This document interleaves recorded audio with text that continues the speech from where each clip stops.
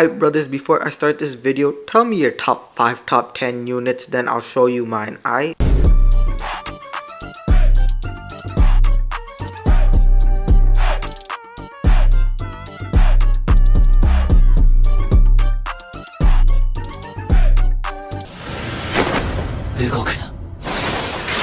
Alright, it's about that time for another tier list. Funny enough, the last tier list I made was in 1946, which is 5 years ago. Anyways, it's been such a long time since I made a tier list, and tier lists get HELLA views. I don't know what I'm doing, but honestly I know what I'm doing. I don't like making tier list videos because it's not that they're controversial. It's that it's too subjective, man. You can put a unit in 10, but they can also be 9. And they kind of take a long time to make, because you have to think about every single unit. But we're gonna do this by making it just top 10. And before I start this video, I just want to say something. Making a tier list is very weird because you have to take like certain things into account. Number 1, the meta. You have to take account what type of units are being ran. Are red units overflowing the meta? Are blue units overflowing the meta? Etc, etc. But you also have to take an individual unit's kit. So the individual unit could have such a busted kit, but they might not be the greatest in the meta. So would they be higher than you think or lower than you think? That's the weird gray area. But you're gonna see this on the list, and I think you already know what I'm talking about. Anyways, let's just start. Number 10, we got Revivon. Hold up. Revivon has his ups and downs, but he's up again. He was up during when he released, but then he went down, but now he's back up with all these movies buff, aka his best tag. Revivon gives damage inflicting buffs and healing, which is really fudging good because you want to support the broken units on your team. And funny enough, when he transforms, he's fudging really good. He can ramp up himself to do fudge load of damage. His green AoE card so good, his blue card so good, and he also makes stronger units stronger. He's all around a very fudging good unit, and I think he deserves number 10. And I didn't even talk about his revival, bro. Yes, he's a revival unit. You can say that his defenses are low, which they are. I'm not arguing that. You can think of a revival like a disruption, because if you lose neutral, you can reset it again with the revival. So it's like it's not a double-edged sword, it's just really good. But his weakness is his defenses, bro. His defenses are straight up doo-doo. Most of the time, both forms, you're getting one combo. That's just how the meta is, right? But he can also one combo. So I think he deserves number 10. Alright, number 9. Golden Fudging Frieza. Angel Golden Frieza, if I do say so myself. Angel Golden Frieza is good because in a sense, his cover nullification comes so clutch. Presume he gets that on main, right? Anyways, it's just free damage. Angel Golden Frieza also does not have the best defenses, but if you manage to not one combo him, he can literally heal all the way back with his main, plus get a new hand, plus get cover change nullification, plus get key. This guy gets key randomly. I think it works like Goku Black, the green one. But anyways, he's very fudging good. He does lots of damage and yada yada. Alright, number 8 is Tapion, and I'm gonna just state it out right now. I really think that his AoE damage kinda is overrated with the amount of yellows that are in the meta. So Tapion is good because 1, he gives a team heal, which is very good because I'll keep saying it time and time again. Support units are good because they support the best units in the game to make them better. Tapion does that. He also gives strike buffs to other units, which is very fudging good. He also gives cards to those units while also giving them a strike buff. Cough cough, Super Saiyan 3 Goku, right? Makes them better. But other things which are really good with Tapion are his debuffs. Like he can lock cards, which is very annoying. That could disrupt combos, which is good for you of course. But he seals strikes, I think, and he seals something else, I forgot. But yeah, he does seal stuff, so dope. But his major weakness, in my opinion, is his damage is lackluster. People want to overplay it, but nah, it's really not that good. His AoE damage can be played around, but I think 8 is good. He provides support for the best units in the game. Bro, I forgot, he also destroys cards, which is very good. So Tapion in general is just a cancerous unit which nobody likes to play against, therefore he's ranked high. On to the next unit, which is Tap Bro, please. Probably the most underrated unit on this list, Vegeta. Vegeta, before you guys reel me in the comments, please do a gentle that was so cringe. Okay, before you guys flame me in the comments, Vegeta has the single most important broken ability in the game, Lock-in. His build up is super easy, it's not even that difficult. You just do strikes and boom, build up. If I recall, he don't have it on his blast, but he do be a strike based unit, so it is what it is, right? But you do like 2 strikes main into death most units, and that's insane. Did I also mention that Vegeta's one very tanky motherfucker, bro? He's so very tanky.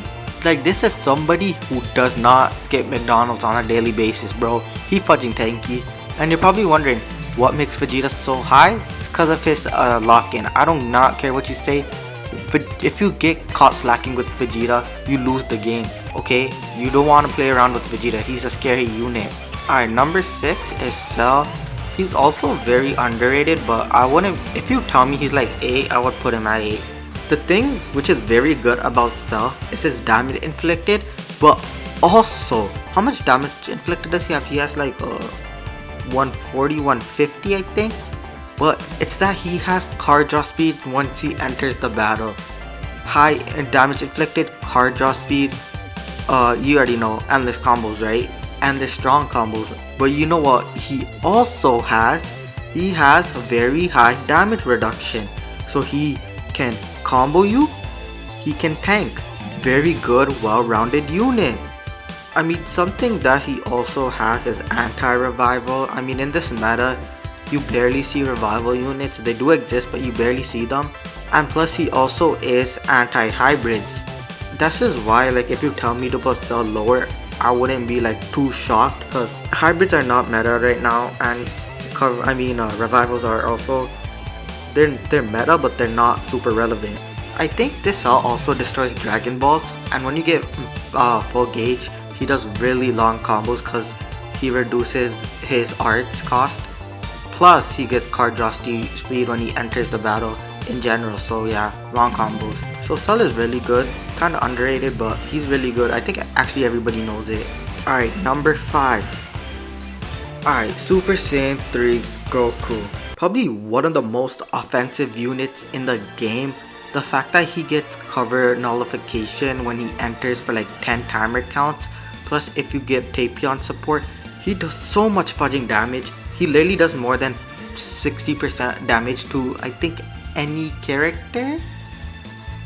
I mean, if they're not purple, of course, but yeah, still a good feat anyways. And when he gets his gauge, oh baby, he becomes a menace. His green card's like he draws a card, gets key, right, whatever. But his blue does lock-in, and I told you, lock-in is single-handedly most broken ability in the game. But his ultimate is a nuke, okay? His ultimate nukes. Pretty much, full gauge takes your opponent's vanishing gauge, you gain yours one shot most of the time. So this Goku is scary to play against. Plus, with this guy and this guy's support, very fudging good. Alright, number 4. Ultra Gogeta. Ultra Gogeta is... this is probably a very controversial spot. Most people have him at 3, but I put him at 4, alright? I mean, Ultra Gogeta's damage is unparalleled. His green cancels buffs. Oh, by the way, this Cell does have uncancelable buffs, which is pretty good. But back to Ultra Gogeta, he can cancel buffs for like 2 times or something. What? He also gets cover change and nullification. What? He also draws blue cards infinitely. What? He can do combos into blue card to destroy your hand like 5 billion times. What? This guy's a menace to society. Yes sir. What? This guy also gets lock-in, which is one of the strongest abilities in the game. What? This guy can get his ultimate twice, which does so much fudging damage. What? This guy synergizes well with literally everybody? What? This guy committed several war crimes in the last 4 milliseconds? Alright. Jokes aside, this Gogeta is actually fudging broken AF. The only problem with him, in my opinion, can be his defenses. He also goes neutral, which is so good. That means he could damage anybody. This is why he's a comeback character, no shirt Sherlock. But I think number 3 character is super unique. MUI. MUI, first of all, I fudging hate playing against him. You know why? It's cause MUI makes you play a certain way where you can open up for more mistakes. In my opinion, MUI is so good because he makes you play differently. Making your opponents play differently means that they're open to more mistakes.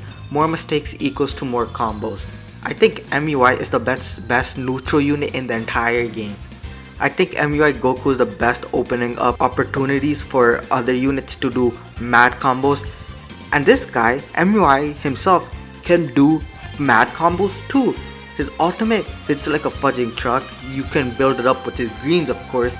But I think MUI goes above Gogeta because MUI opens up combos for your entire team, which I rank very highly because a lot of people are not fudging goats in this game.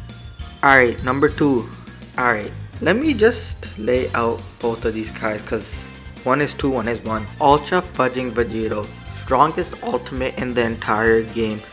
This man debuffs so much. This man's green gives me AIDS or something. But what puts Vegito above everybody else is his defensive game and his offensive game. He's the best defensive unit in the entire game with that debuffs, with that him being a defensive unit, plus his ability to do brainless combos with his green or in just general. Vegito also has his counter. His counter is good because I think if he uses it, he gets nullification on cover change, which is, I keep on telling you guys, it's very good. The fact that he also gets card draw speed for every card he uses is also very fudging good, right guys? Who would have thought? Also, there was one more thing. Oh yeah, on his green card, he also becomes neutral, which can make him do damage against reds. And look at 1 and 2, brother. You already know they're reds. So let's go into number 1. The discussion I did in the beginning was for these two, because on paper I think androids have the superior kit, but he has the better team in the meta. So you can kind of choose which one you want, number 1 or number 2, but they're number 1, number 2. I think androids have fudging everything. Okay, they destroy Dragon Balls, they remove Vanishing Gauge, they have cover change, they have cover change nullification, they heal, they destroy Dragon Balls, they reduce Ki. I'm missing so much things, bro. Oh yeah, they also give you negative card draw. I'm missing so much and it doesn't even matter. This character has fudging everything. Long brainless combos, so much damage. The fact that Android 18 can remove your Vanishing Gauge and Rush is broken. They are Rising Rush controllers because they destroy Dragon Balls when they swap, which is good because they can swap pretty easily. I just think the androids have the best kit in the entire game. This unit is power creep, and yeah, bro, how can I even forget? They get Ki randomly. They get extra cards when using their cards first thing into battles. So they literally are Rising Rush farmers too. This character is too good. What were they thinking? Jesus Christ. Anyways, this is my top 10. I mean, I could have given better explanation in the top, but I don't really need to. They could be interchangeable. Oh yeah, these are my hidden goats. Let me just go over them really quickly. This guy is just, he's good but too many reds. This guy is good but too defensively weak. And his team is very good but it's not the best anymore. I think he can be top 10. He does way too much damage. His AoE green card is very good. His blue card does so much. Vegito's Vegito. I mean, he really gets sharded on because of cover changes. But yeah, other than that, he does everything really good. His ultimate does a lot of damage. And he does a lot of damage with his strike thingy majig, right? He can also fall under that category too. by getting cover change cocked. But anyways, this is my top 10. If you made this far in the video, like and subscribe, and peace.